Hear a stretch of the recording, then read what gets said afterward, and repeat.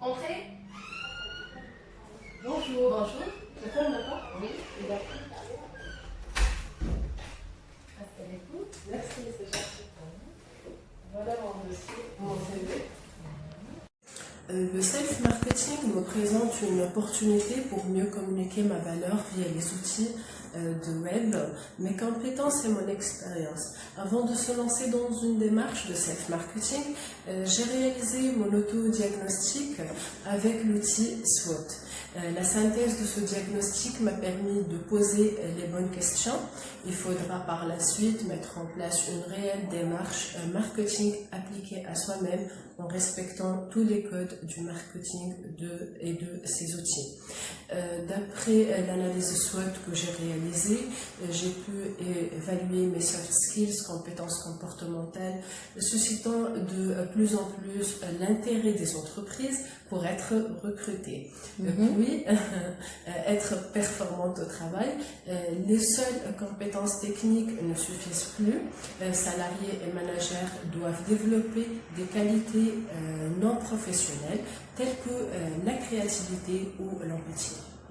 C'est important. Pouvez-vous me déceler vos points forts? Bien sûr, parmi mes points de force, je suis très motivée pour évoluer.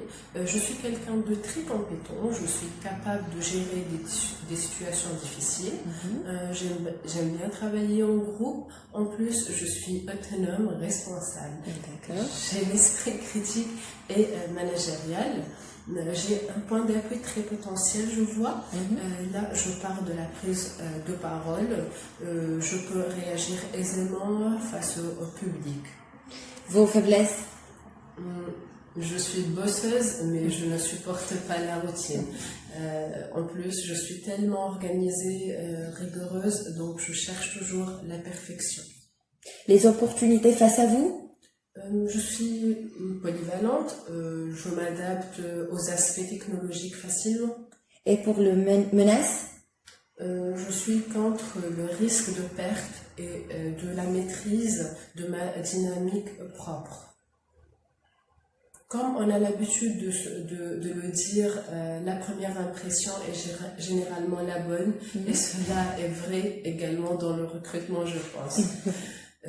C'est pour cette raison je suis toujours ouverte pour m'améliorer, donc j'ai commencé à traiter quelques points au niveau de mes compétences pour l'instant, et pour cette raison je suis toujours ouverte pour m'améliorer, et suite aux circonstances de coronavirus, je n'arrête pas à passer des MOOC et des tests afin de souder et perfectionner mes soft skills. Étant donné que je suis une personne ambitieuse, j'aimerais bien valider mes connaissances par des diplômes. Donc j'ai pu obtenir en ligne 2 certificats pour l'instant de Coursera, Initiating and Planning Projects, Strategic Self-Marketing and Personal Branding aussi. C'est quoi votre plan de développement pour la communication? Réellement, d'après la fenêtre de Johari, mon espace public est très important, sauf que je dois faire très attention pour qu'il ne sera pas superficiel comme vous savez et décourager les autres de vouloir en savoir plus sur moi. Donc je dois penser à réduire l'angle aveugle en se basant sur les feedbacks des autres.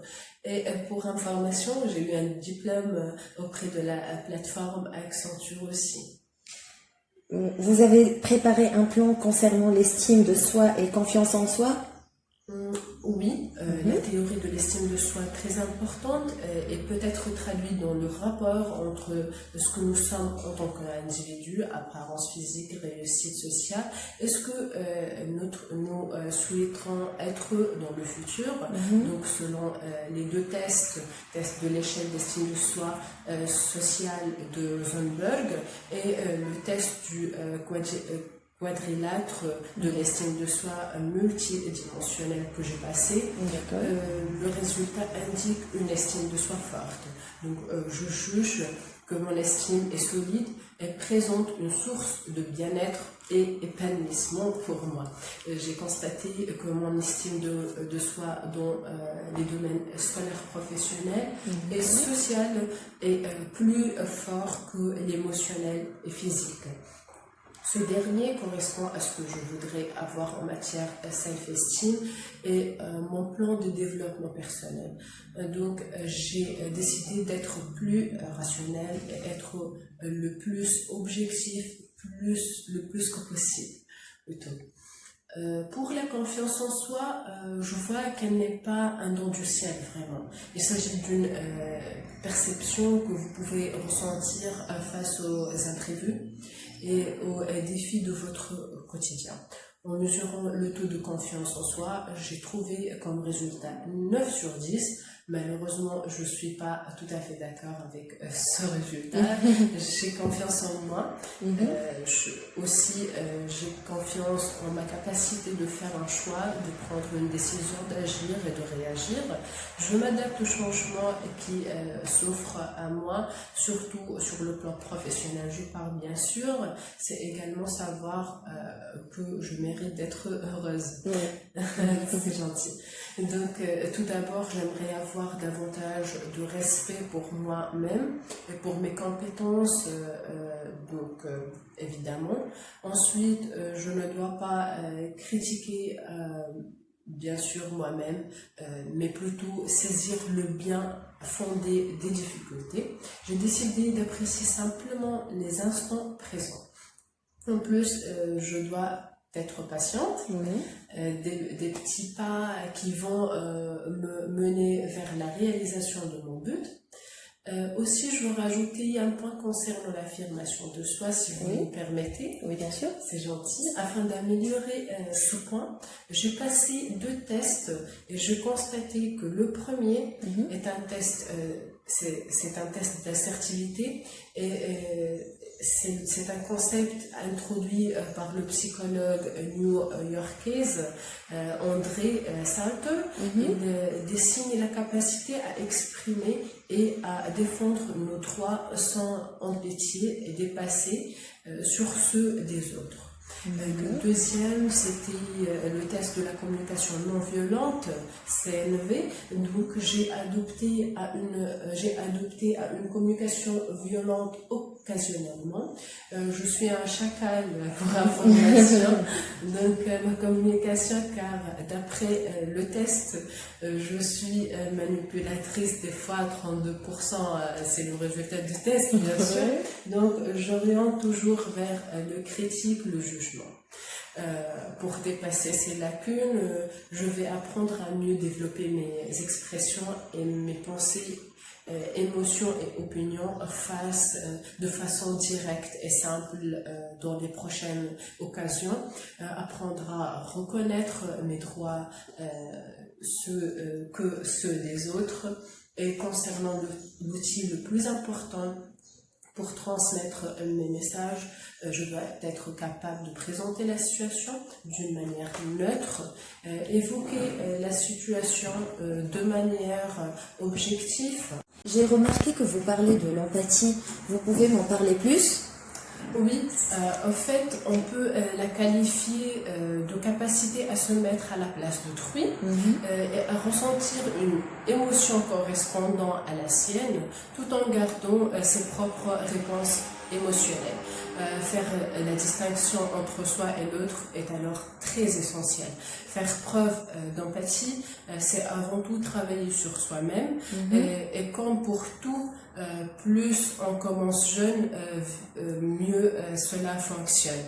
Donc, se comprendre et s'accepter soi-même est le premier pas pour mieux comprendre les autres. En fait, être empathique suppose de s'intéresser aux autres, mais surtout de porter un intérêt réel et non superficiel. Poser des questions aux personnes qui vous entourent, interroger sur leurs sentiments, sans forcément tenter de trouver des solutions en permanence. Donc, il faut bien écouter les réponses c'est bien sûr toujours bénéfique. L'ouverture d'esprit, qui dit l'empathie, dit aussi l'absence de jugement. Je me base toujours sur des tests pour évaluer mon profil. C'est pour cette raison j'ai profité, de passer des tests, surtout pendant le confinement. Donc, selon les deux tests, quotient d'empathie et quotient systématisant, j'ai constaté que j'ai une capacité supérieure à la moyenne pour comprendre ce que les autres ressentent et répondre de manière appropriée.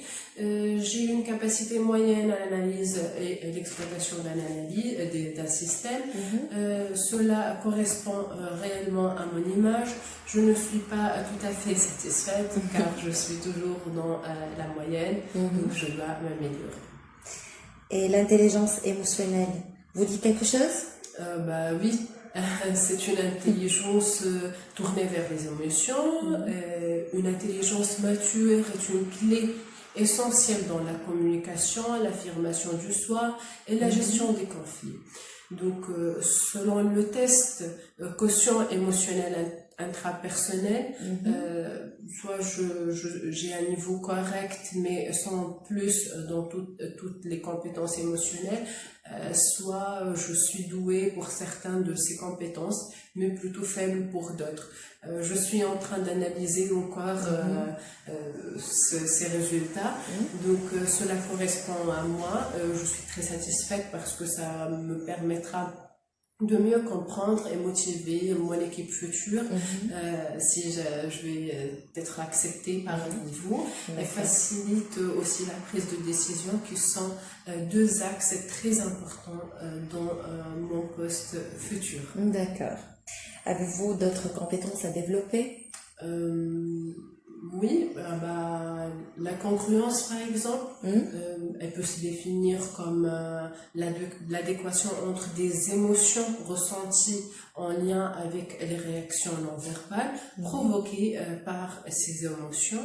Réellement, je suis plus ou moins congruente parce que je dis tout ce que je ressens ou ce que je pense généralement.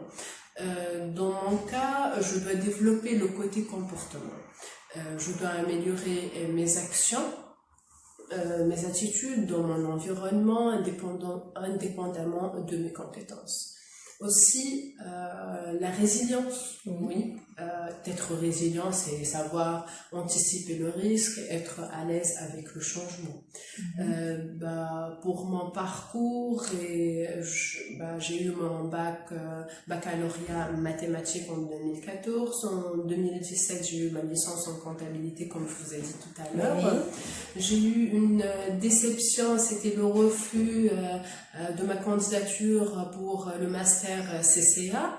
Après, j'ai dépassé, bien sûr, et je me suis orientée vers la recherche d'emploi. J'ai travaillé pendant 3 ans, faire un tout petit peu plus. Vers 2019, j'ai eu une très bonne promotion, ça m'a très bien motivée.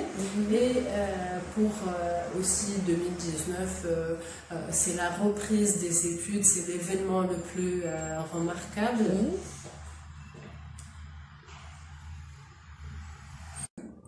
J'aimerais prendre votre opinion concernant la prise de parole en public. Ici aussi, je vais citer mes points forts. Mes points forts en prise de parole, c'est la capacité de parler à une personne. À la fois, je peux capter l'attention des autres, la maîtrise de la structure d'un discours, tenir l'attention de mon auditoire en valorisant le fond du discours par la forme avec une conclusion pertinente et persuasive, gérer le trac et l'émotion et maîtriser le stress. Pour mes lacunes, des fois je reste à parler sans engager le public. Bien sûr, je dois développer ce point précisément.